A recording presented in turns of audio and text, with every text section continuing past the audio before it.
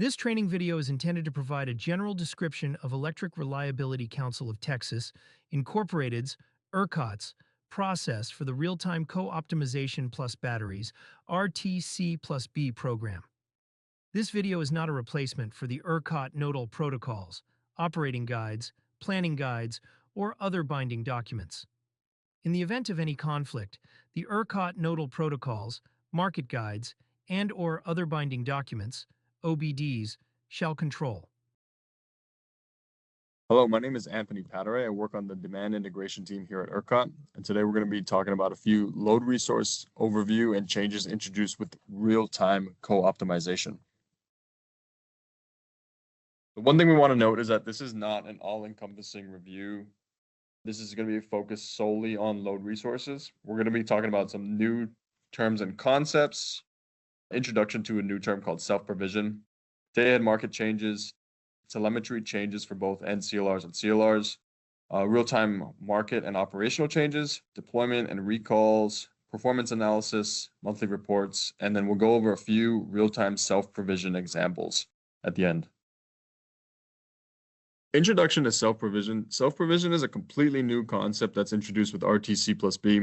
It allows QSCs the option to cover their ancillary service position with load resources that operate with the under-frequency relay. Self-provision is completely different than self-arrangement, and we have a slide after this that we'll go into that and show the comparison of the two. Self-provision solely applies to NCLRs that are qualified for ancillary services that utilize a UFR. So that's going to be RRS, UFR, RSFFR, and then ECRS resources that operate with a UFR. Self-provision is done and managed through telemetry in real time. It's going to be resource-specific telemetry that is set by the QSC. And self-provision was created in response to market participant concerns of frequent ancillary service reassignments during real time. And essentially, it was a way to prevent constant arming and disarming of UFRs. Now, self-arrangement and self-provision are two completely different concepts. Self-arrangement is a current process that remains unchanged in today's market and unchanged in the RTC market. It applies solely to the day-ahead market and allows QSCs with ancillary service obligations to procure AS on their own, and it prevents ERCOT from purchasing AS on the QSC's behalf in the dam. Whereas self-provision is a completely new concept. It is applicable only to the real-time market, and it is intended to reduce the AS reassignments during real-time operations and help avoid the need to frequently arm and disarm your under-frequency relay. Moving on to day-ahead market changes, one thing we want to add is that any existing qualifications for load resources to provide AS will be retained. There will not be any additional testing for existing load resources. However, new resources coming in will be required to go through the normal qualification process. Now, the ancillary service demand curve is something that's going to be added to the day-ahead market optimization. And then once that's procured, the QSCs will prepare COPs to show projected resource availability and their AS capability for each AS type. The AS capability field replaces the ancillary service responsibility field. Telemetry changes for NCLRs and CLRs will be pretty significant. There will only be two resource statuses for both types of loads. It would be on L or out L. Ancillary service specific resource statuses will be eliminated. So on RGL, on RL, on ECL, to name a few. Another thing that's changing is the resource specific ancillary service responsibility and ancillary service schedule field will also be eliminated. And as I mentioned on the previous slide, it will be replaced with capability fields. So the NCLR that's providing RRS will telemeter a capability at a megawatt value. For ECRS and non-spin, however, we're going to use a blended ramp rate based off of the ancillary service response requirement. So for the ECRS, it's a 10-minute product. There will be a 10-minute blended ramp rate. So if you have 60 megawatts of capability, the NCLR will telemeter 6 megawatts per minute. Whereas if it's non-spin, you have a 30-minute ramp rate. And to telemeter the same 60 megawatts of capability, the NCLR will telemeter 2 megawatts per minute, and that'll equal 60 megawatts of capability. Now, ERCOT's going to send ancillary service awards via ICCP every SCED execution. And for CLRs, one thing that's going to be changing is the updated desired base point will be replaced by the UDSP, or the updated desired set point, which is the sum of two components: base, ramp, and resource-specific regulation service instruction. So this is a table of all the telemetry points specific for NCLRs. This can be found on the RTC ERCOT webpage. It'll be labeled the ICCP change request form. In the upper right-hand corner, you have a legend of all new, existing, and replaced ICCP points. But the one thing that we want to point out is self-provision is achieved via telemetry. So here, highlighted in blue, you've got self-provided amounts for RRS UFR, RRS FFR, and self-provided ECRS, as well as if you look just above that, you'll have capability for FFR and UFR, as well as non-spin ramp rate and ECRS ramp rate, which we touched on the previous slide. Dispatch and ancillary services will primarily remain the same for NCLRs and NCLRs. CLRs will continue to receive UDSP via SCED or LFC, whereas NCLRs will receive their XML instructions via the AS deployment manager or respond to frequency. Again, another thing we want to point out is all current ancillary service qualification for resources will carry over into RTC, and all AS dispatches will be resource specific. One key operational change for CLRs will be the implementation of NPRR 1244. NPRR 1244 states that all CLRs capable of providing primary frequency response, or PFR, shall provide PFR. This is primarily applicable to RRS and regulation services. So this NPRR allows CLRs not capable of providing PFR the ability to register as a CLR and provide ancillary services that do not require PFR, such as ECRS. Now, CLRs will need to submit offers in real time to cover the ancillary service capabilities, and if not, ERCOT is going to calculate and submit a proxy offer on behalf of the QSE for energy and AS. And there are no deployment and recall changes for CLRs. Now, as I've mentioned throughout this presentation, real-time telemetry will be absolutely critical for NCLRs. The NPC, LPC, and ramp rates are few key inputs used in the procurement process. A key operational change is that the supplemental ancillary service market, or the SASM, has been completely eliminated. For NCLRs that self-provide RRS and ECRS, a resource will be subject to a few validation rules. For instance, the UFR, or under frequency relay, must be armed. The load resources are going to be validated against the telemetered AS capabilities. And the amount of RRS and ECRS a QSE self-provides cannot exceed the QSE's total ancillary service position. So this includes awards, self-arranged amounts, and trades.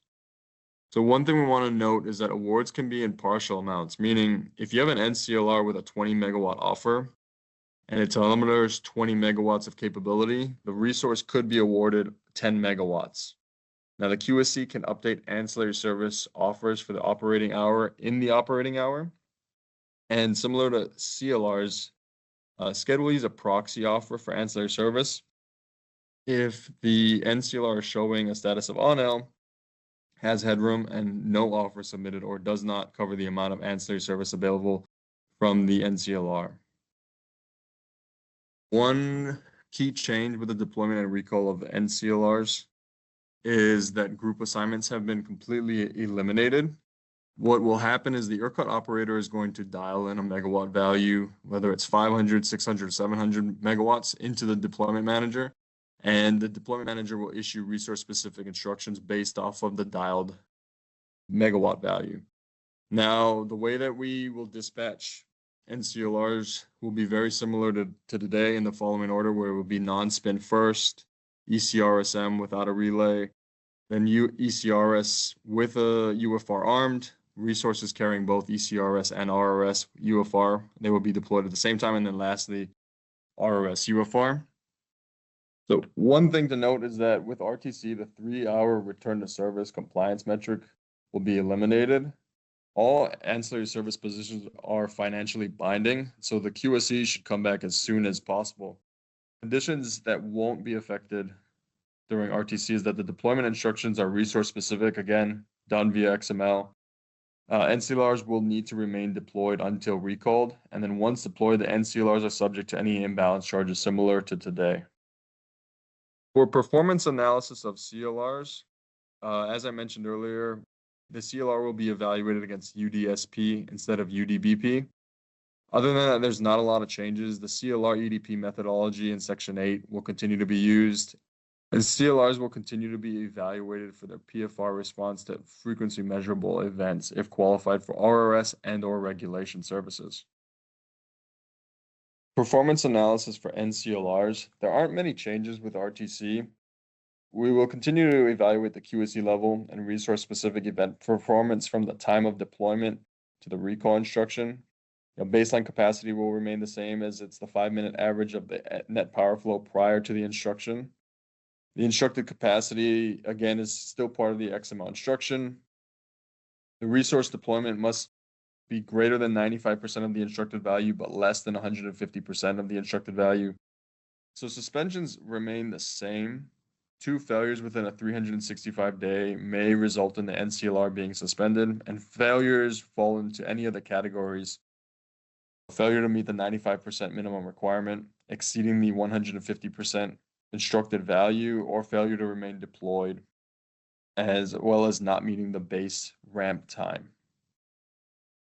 Reporting will remain the same as well. We will continue to have NCLR performance report for non-spin, ECRS, and RRS. These are going to be done monthly at the QSC and the resource-specific level, as well as we're going to have market participant reports for all load resources, and then the CLR EDP report performance for CLRs.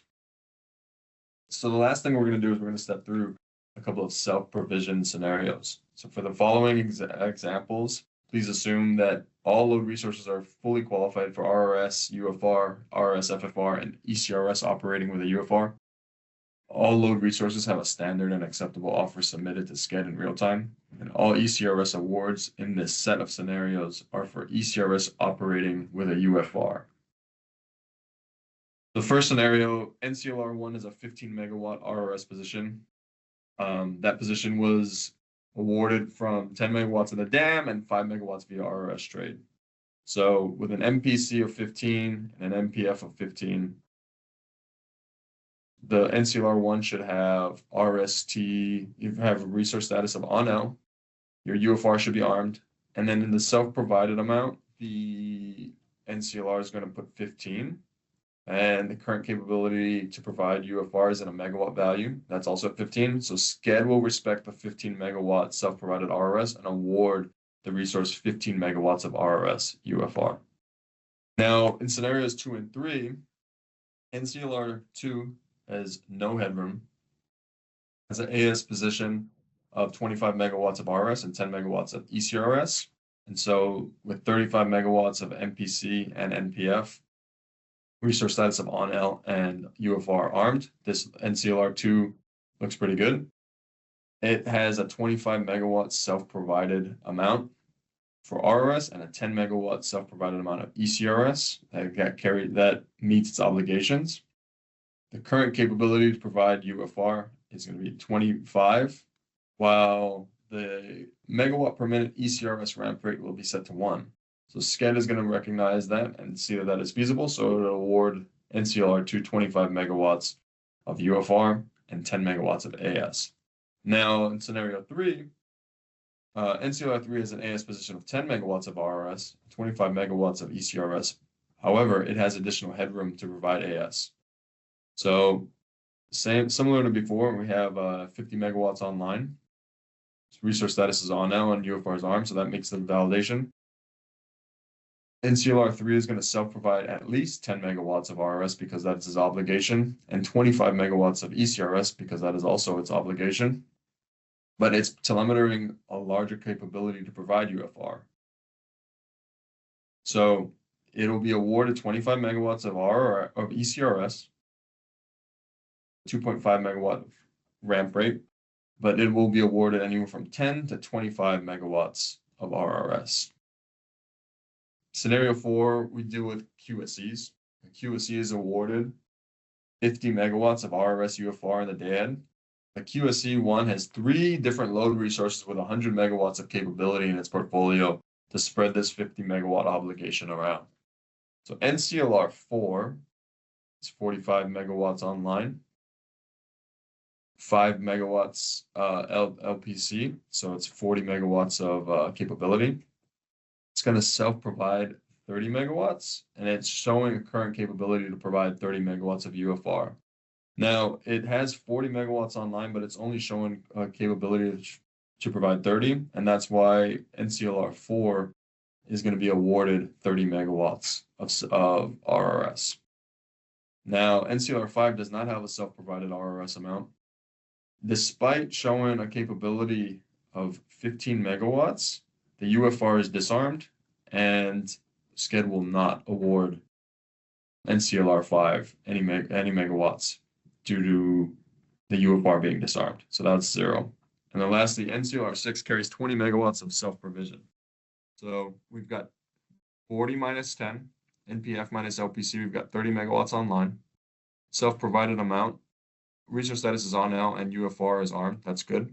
Self-provided amount is 20, and current capability to provide UFR is 30. So we will get awarded at least 20 megawatts because we have capability to provide at least the self-provided amount.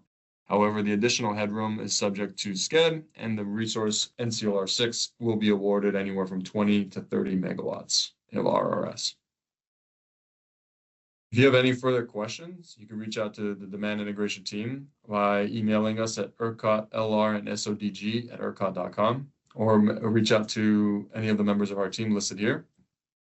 There are various RTC training videos that we recommend. You can find that on the RTC training webpage.